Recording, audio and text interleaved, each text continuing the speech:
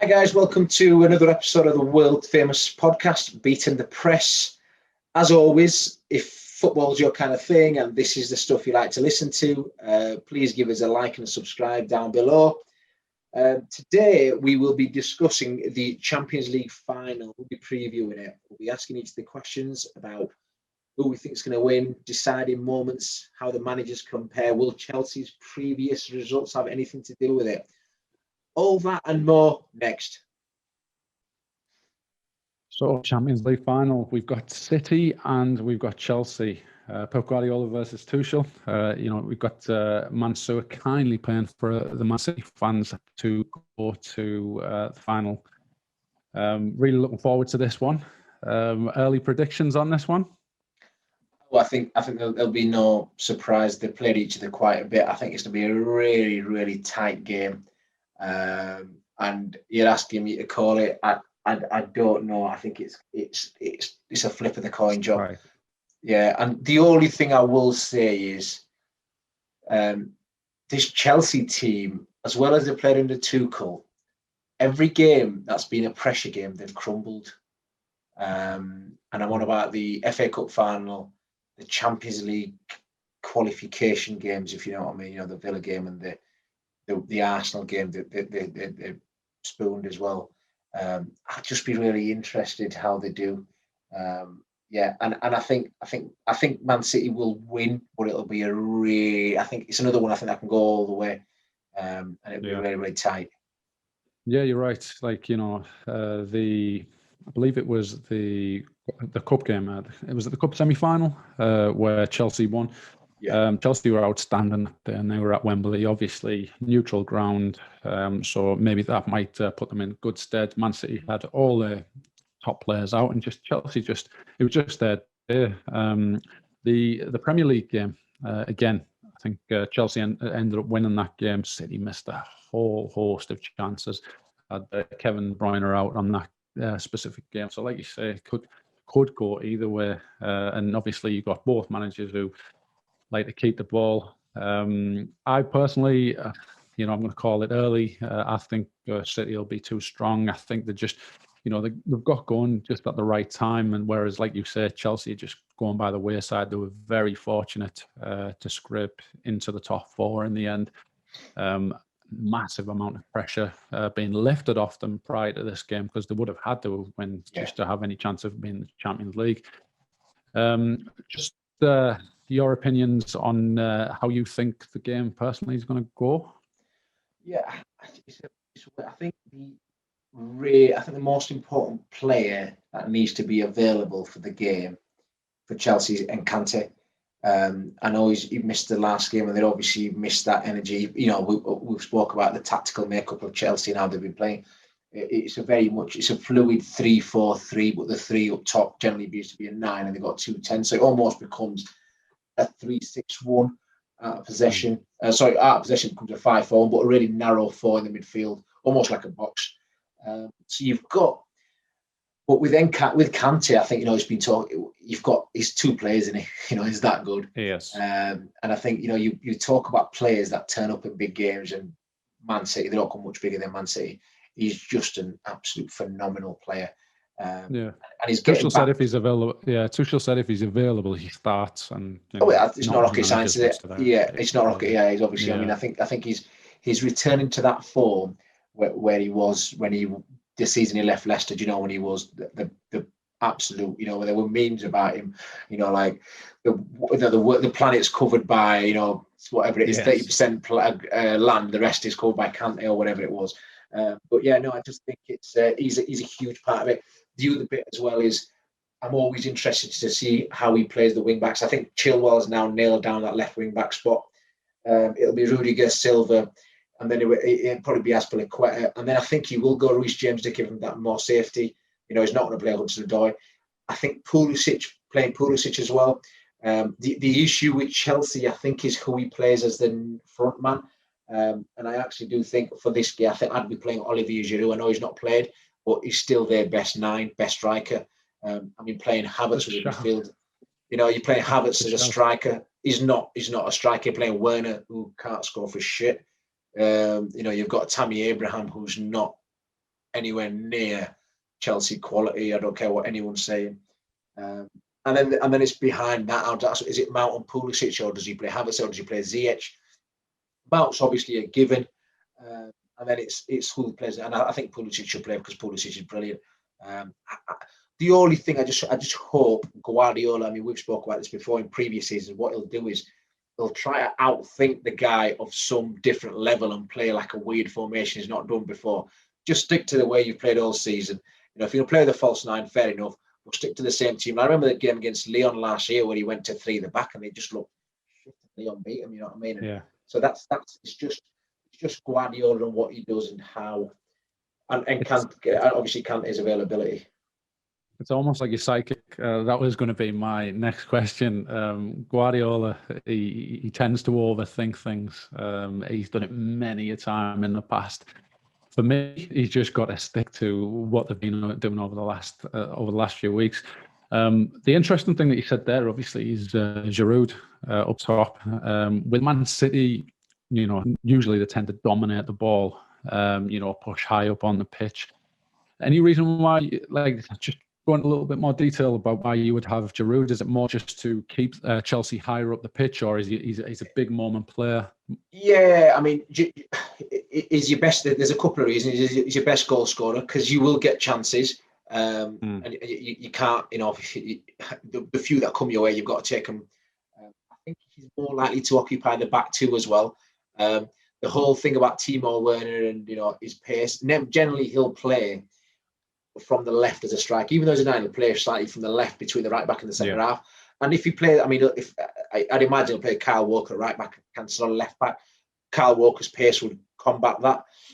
So I don't think the pace element is that much. Although I do get it, I can see an argument for it. I just think Giroud, when the ball goes up, it sticks. You can play combinations better with him than say Werner. Werner's strengths will be if Man City are constantly on the ball high and then that ball in behind. Whereas the combination of the balls in between, I don't think. I mean, you could play both if you're really aggressive. So you play Giroud and you play Werner and Mount as the 2 10s and get Werner to come back and play. So you get best of both worlds. But for me, and what I've seen of Werner this season, in those moments, in those big games, he's obviously there to score goals and he's not going to get him. And I think Giroud, for me, I've said it before, I think he's the most underrated striker in the league. And he'll cause them no. I don't think, you ask Diaz and Stones, who'd you rather play with against Giroud or Werner? I think they'd go, it's Werner, because Giroud's more of a pain in the ass. Yeah, like again, just going back to Guardiola, he will overthink things. I think he will throw maybe a little bit of a surprise. You've obviously got Man City, who've been playing predominantly most of the season without a recognised number 9.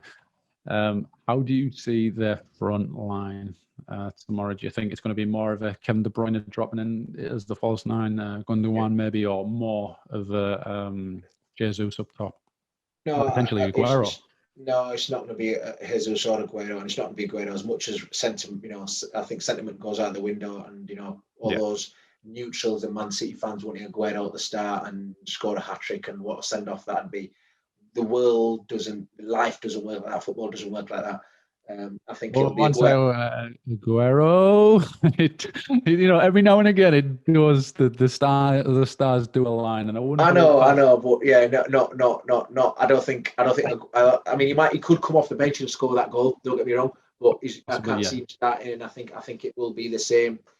I think the front line would be something along the lines of Mahrez, De Bruyne, Foden, and then the normal midfield of Gundogan, Fernandinho or Rodri, and then obviously I think he's been playing Bernardo Silva there as well, or whichever the centre midfielder is. But yeah, no, I think it's an interesting one, because do you play if Man City play with a false 9, Chelsea playing 3, whatever you want to call it, 3-4-3, 3-6-1, whatever. You've got 3 centre halves that are marking no one. Yeah. It's a false 9, and it's like. But then, it's like, how do you play? But then when you get back to the 5 and Man City are in possession, you'd imagine them to be a back 5. And it's like, right, okay, well, you can have the ball in front of us. You just don't want, because Man City's strength is those sort of half spaces between the full back and centre halves, get in there and get the crosses in. And, that's where they get the goals from. And it'll just be really interesting. I think it's important for Chelsea as the back five. There's no spaces in between the full-backs and centre-halves, or between the three centre-halves. So the distances are really good and tight. Because if there's little gaps, you've got De Bruyne, one of the best in the world, slipping those forward, and Bernardo Silva, Mahrez to drive through and beat your opposition players as well. It's just, I think Mahrez deserves a shout for this season because he's been phenomenal, like unbelievably good. He's turned up. The against PSG was brilliant. Just some top games. I think he's one of those players who's always on his left foot. You know what he's going to do, but you can't stop it because he's that good. I just think he's really top notch.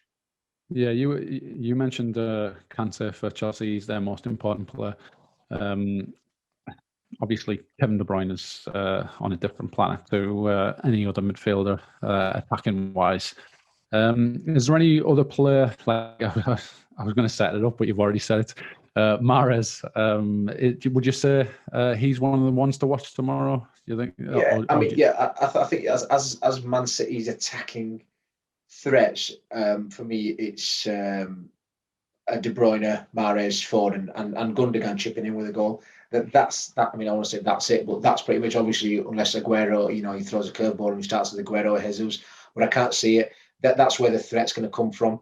Obviously, your full-backs. I did mention he'll play Walker at right back and Cancelo, but he could quite easily play Cancelo at right back and Zinchenko at left back. You don't know. He's got that flexibility to play any player, whatever. He's got good options in full-back areas. It'll be a big game for Phil Foden as well, won't it? On the biggest stage.